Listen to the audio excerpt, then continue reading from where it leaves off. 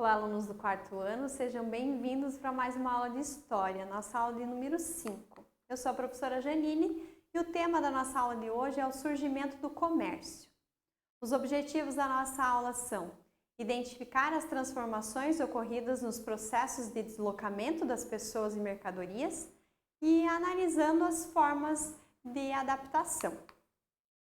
Para relembrar um pouquinho o que a gente já falou nas outras aulas, mas para que você refresque a memória e entenda o assunto da aula de hoje, a gente vai relembrar. Lembram da Idade dos Metais? E que esses povos descobriram vários metais que são usados ainda hoje e que essas descobertas foram muito importantes para o desenvolvimento do ser humano em vários aspectos e que até hoje fazem parte da nossa vida? Também como característica desses povos, eles eram povos sedentários, então já viviam em residências fixas, nas primeiras aldeias. Com isso, eles tiveram a agricultura e a pecuária desenvolvida. Com o desenvolvimento da pecuária e da agricultura, eles tiveram um aumento da população, né? Tinha mais alimento, então poderiam viver mais e melhor, né? Os meios de transporte tiveram melhorias. Depois do surgimento da roda, os metais vieram para melhorar esses meios de transporte. E o aparecimento da escrita, que foi um marco importante na Idade dos Metais.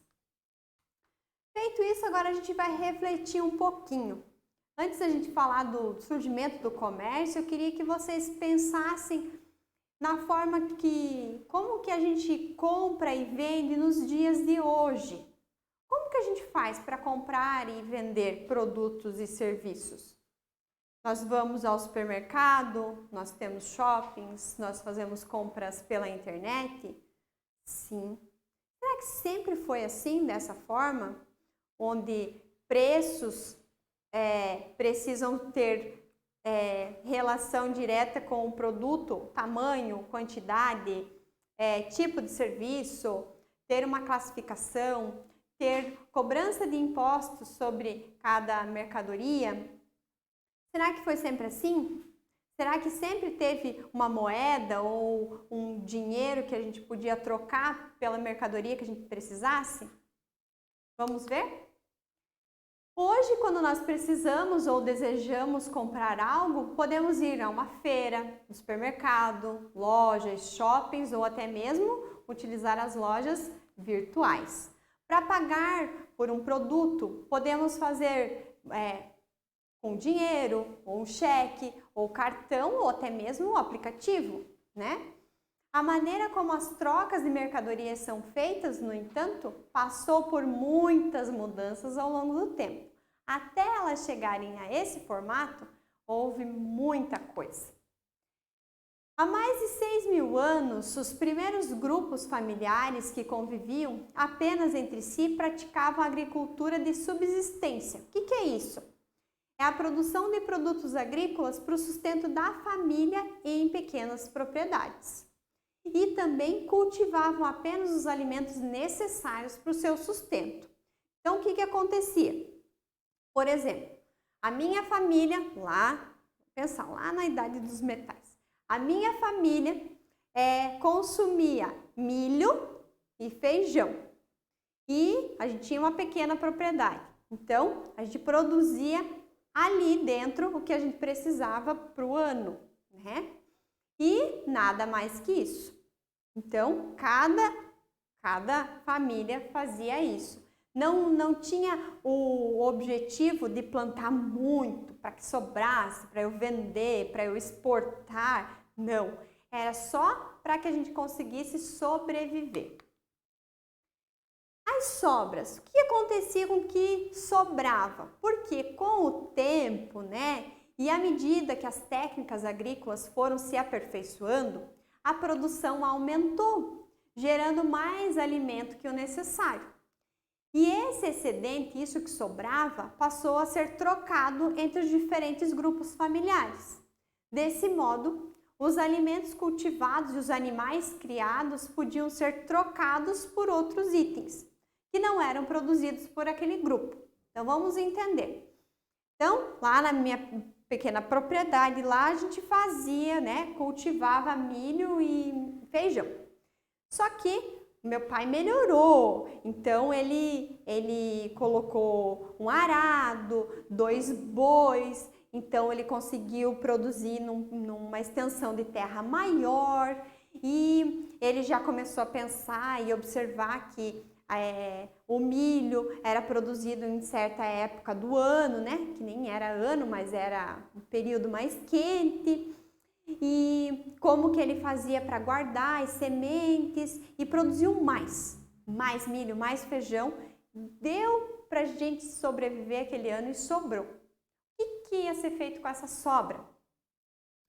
A gente ia, olhava para, né, conversando lá, a família que morava próximo produzia outros produtos. De repente, animais. Então, lá ele tinha várias cabras e as cabras começaram a ter novos filhotes e o rebanho aumentou. E ele não tinha espaço para tanto e não precisava tanto. E ele queria, dividir com alguém aquilo ali. Mas não seria justo ele entregar para outra pessoa, mas uma troca seria mais justa. Então, uma família tinha sobra de milho e feijão, a outra tinha sobras de cabras. O que acontece? Era feito troca de itens. Independente se uma família tivesse 6 sacos de milho e 6 de feijão e do outro lado tivesse apenas uma cabra. Era o interesse. Nós queremos e nós precisamos daquela cabra e a outra família precisava dos grãos. E era feita essa troca, tá? Dessa forma, começou um certo tipo de comércio, né? Nesse período, então, com essas trocas de mercadorias, era chamado de escambo. Então, essa troca dos grãos pela cabra, ou como a professora colocou na imagem para vocês, alguns grãos por peixe, independente do produto, essa troca era conhecida como escambo. As próprias mercadorias eram usadas como moedas e nem sempre havia diferença de valor entre elas. Como eu falei para vocês, não importava quantos sacos de milho um lado tivesse e do outro lado apenas uma cabra, era troca pela troca, né?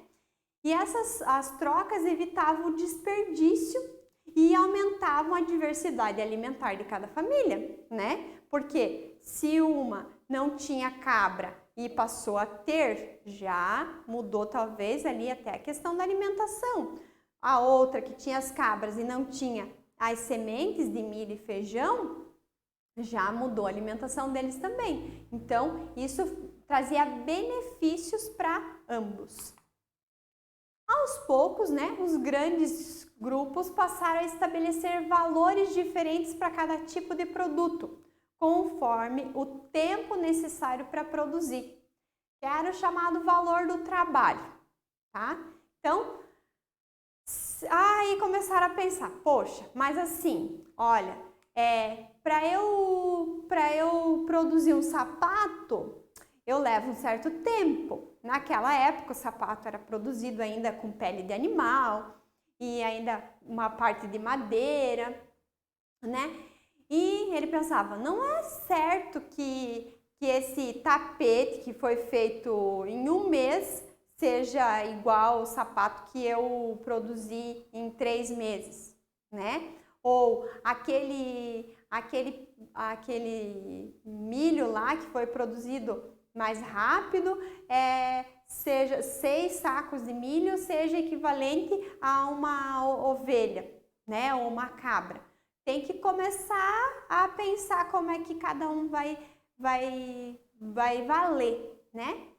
Então, eu trouxe ali um exemplo para vocês, tipo, 4 cestos de peixes poderiam corresponder a um par de sapatos feito por um artesão, né? Entendia-se que para a pesca daqueles peixes teria que ter uma quantidade maior para ser equivalente ao sapato produzido. E a escrita? Para realizar o controle melhor dessas trocas, foi preciso uma criação de um alfabeto e dos números. Olha só, o nosso alfabeto, os nossos números que nós temos até hoje, né? Claro que não exatamente, mas já foi uma ideia. Quando isso tudo começou, quando essas mercadorias, esse comércio começou a aumentar, esse registro foi necessário, tanto da escrita, do alfabeto, quanto dos números. E começaram a pensar em símbolos que representassem quantidades, por exemplo. Lembra que antes as quantidades eram marcadas com pedrinhas, né? Ou com nozinhos no barbante, numa cordinha? Então, não podia ser mais assim. Então, já começaram as primeiras ideias de registro. Ali alguma coisa bem simbólica ali, número 1 risquinho, 2 risquinhos, que era o que cada um dominava naquela época. E a moeda? Quando que ela apareceu? Será que ela sempre esteve aqui? Lembro que na Idade dos Metais surgiram, né, alguns metais. Mas quando que elas passaram a ter valor, né? Então, lá por fim, veio o surgimento da moeda que conhecemos. E elas começaram a vir com símbolos que elas teriam um certo valor. E aí, esses símbolos, esses pedaços de metais, começaram a ser trocados por mercadorias e serviços. Aí começamos a falar de comércio, desse comércio de compra e venda, não mais troca. Tá? Então, dessa forma, vocês começam a entender como surgiu o nosso comércio, o dinheiro, né? E depois, claro, muito aperfeiçoado, nos dias de hoje a gente não chega nem a pegar no dinheiro, né? Transfere de um para o outro, por um aplicativo, você paga as suas contas, você transfere valores, você recebe, você compra pela internet, você nem vê o produto pessoalmente e manda o teu dinheiro para lá e eles mandam a mercadoria para cá e tá tudo certo, né? Mas foi um caminho bem interessante todas essas trocas e, de novo, a observação de que não seria o correto as trocas entre mercadorias, independente do tamanho. Depois as sociedades começaram a colocar o que era correto para viver em sociedade, o que era mais justo ou não. Aí começou esse trabalho assim para ajustar a convivência. Por quê?